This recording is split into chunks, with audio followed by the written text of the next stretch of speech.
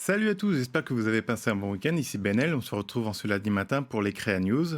On commence tout de suite avec Canon qui donne des précisions sur son R5. Alors Canon nous annonce que son R5 sera bien un 8K où il utilisera toute la capacité du capteur pour faire ses 8K. Il n'y aura pas de crop factor, donc ce sera tout le capteur qui sera utilisé et pas une seule partie. Il ira jusqu'à 30 fps et il aura bien l'autofocus du HLAF de chez Canon même en 8K.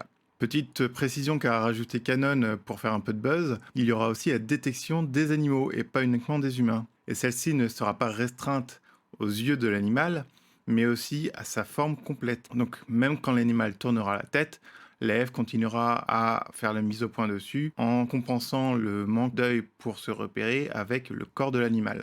Ça marche aussi bien pour les chiens, les chats que les oiseaux. On verra si Canon rajoute d'autres animaux par la suite. Donc c'est pas mal. Ça montre que Canon est assez sérieux dans son lancement des mirrorless qui font de la vidéo.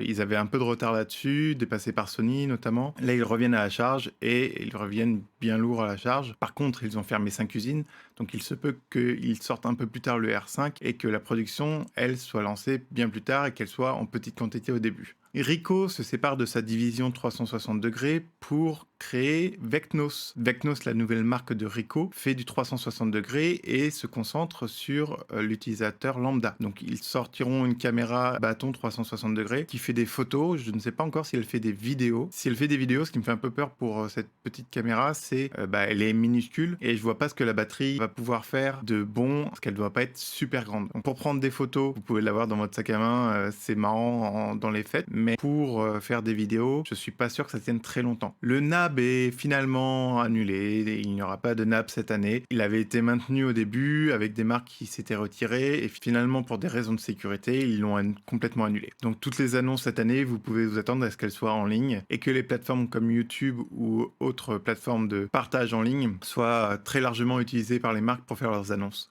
Adobe fait un petit geste pour les étudiants et les professeurs en rendant gratuite sa Creative Suite, gratuite si vous travaillez à la maison, mais uniquement si votre campus est déjà propriétaire de licence de Creative Suite et il faudra demander au département IT de votre campus de faire la demande des licences et de vous en attribuer une. Donc c'est un bon geste, mais ça va être compliqué à mettre en place pour beaucoup, je pense.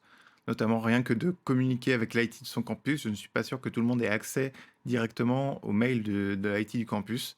Et je ne sais pas ce que pourra faire en remote les administrateurs de leur campus. Voilà, les news du jour étaient un peu courtes aujourd'hui. Elles sont majoritairement concernant le coronavirus et leur impact sur le monde du média. Malheureusement, c'est comme ça et ça risque de le rester pendant quelques mois. La vidéo que je vous conseille cette semaine, c'est une vidéo de Sébastien Royan sur sa chaîne Le Guide du photographe de mariage. C'est une vidéo qui parle du coronavirus et de ses effets sur les contrats et ce que vous avez le droit de faire, où il met en balance les droits que vous avez, les droits qu'ont vos clients, mais aussi le bon sens pour votre relation client. Une très bonne vidéo que je vous conseille vivement et que je mettrai en lien juste ici. Voilà, c'est tout pour cette semaine. Moi, je vous dis à la prochaine vidéo. Et d'ici là, amusez-vous à créer. Ciao!